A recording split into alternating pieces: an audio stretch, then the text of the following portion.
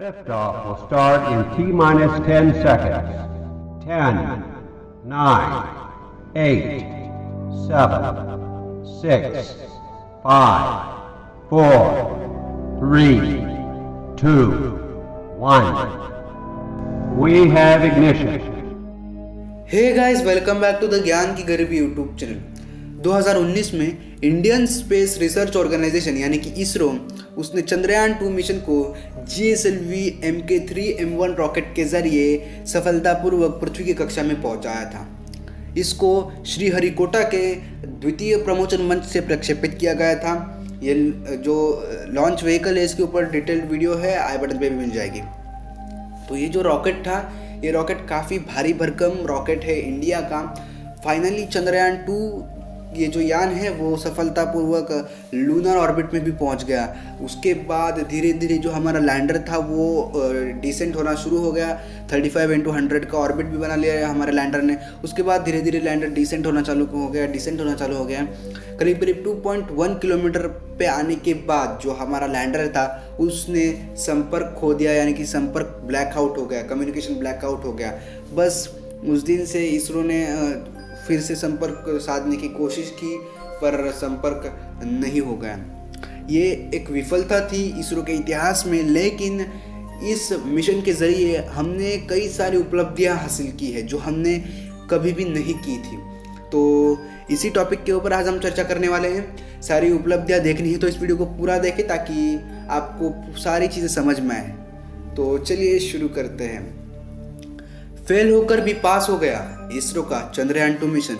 Guys, अगर आपको पता नहीं है तो इसरो ने स्वदेशी लैंडर और रोवर बनाया था। स्वदेशी का मतलब है कि इसरो ने इंडिजीनियसली बनाया था। ये जो लैंडर और रोवर था ये हिंदुस्तान एरोनॉटिक्स लिमिटेड ने 2015 में ही बना के इसरो को दे दिया था। लो भाई, हमारा काम हो गया। तो 2015 में लैंडर और रोवर हिंदुस्तान एरोनॉटिक्स लिमिटेड ने दे दिया। हालांकि जो रूस था, रूस का जो रॉसकॉस्मोस है वही इस लैंडर और रोवर को बनाने वाला था, पर कुछ कारणों की वजह से रूस ने इसको साफ मना कर दिया।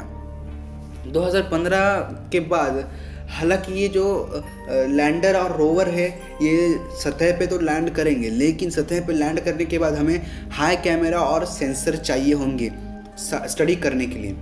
हमें सिर्फ जाके वहाँ उतारना नहीं है। तो इसीलिए जो स्पेस एप्लीकेशन अहमदाबाद का जो एक इसरो का सेंटर है, वहाँ कई सारे साइंटिस्ट ने जो ऑर्बिटर, रोवर और जो लैंडर है उसके लिए कैमरा और कई सारे सेंसर तैयार किए गए। ये काफ़ी अलग अलग प्रकार के सेंसर्स थे, अलग अलग चीज़ों या टाइप्स को स्टडी करने वाले सेंसर्स थे जो इससे पहले भारत में कभी बने ही नहीं थे। सारी चीज़ें यहाँ इंडिजीनियसली ही हो रही थी। लेकिन यहाँ फिर नासा ने एक गिफ्ट दे दिया इसरो को, वो था एक स्पेक्ट्रोमीटर, शायद से स्पेक्ट्रोमीटर कहते हैं। वो मीटर इसरो को दे दिया एज अ गिफ्ट। उसके बाद दुनिया सोचती रह गई, इसरो ने कर दिखाया। दुनिया या दूसरे जो देश है वो सिर्फ ख्वाब देखते हैं कि हम जो हमारे मून का जो पोल है, यानी कि जो मून के साउथ और जो बाकी के पोल्स है उसके ऊपर हम पहुँचे, उत्तर दक्षिण पोल पर हम पहुँचे। पर दुनिया सिर्फ सोचती रह गई, इसरो ने कर दिखाया। ये पहली बार ऐसी चीज़ है जो इसरो ने कर दिखाई, और इतने पास आने के बाद इसरो हार गया। क्योंकि काफ़ी जटिल टेक्नोलॉजी थी ये और काफ़ी कॉम्प्लिकेटेड चीज़ें थी।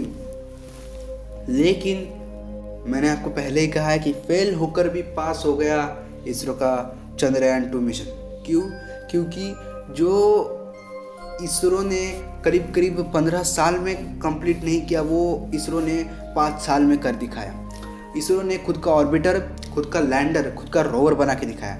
ऑर्बिटर तो छोड़िए, लैंडर और रोवर बना के दिखाया। ये पहला ऐसा मिशन था जिसमें इसरो ने लैंडर और रोवर किसी सेलेस्टियल बॉडी पे भेजे थे लैंड करने के लिए। ये पहला ऐसा मिशन था जिस मिशन में GSLV Mk3 को पूरी क्षमता से इस्तेमाल किया गया था, यानी कि पूरी क्षमता GSLV Mk3 की इस बार टेस्ट होनी थी और वो सफलतापूर्वक हो भी गई।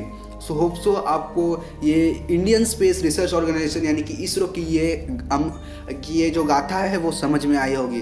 तो मिलते हैं अगली वीडियो में। होप सो आपको ये प्रेजेंटेशन पसंद आया होगा, ये वीडियो पसंद आई होगी।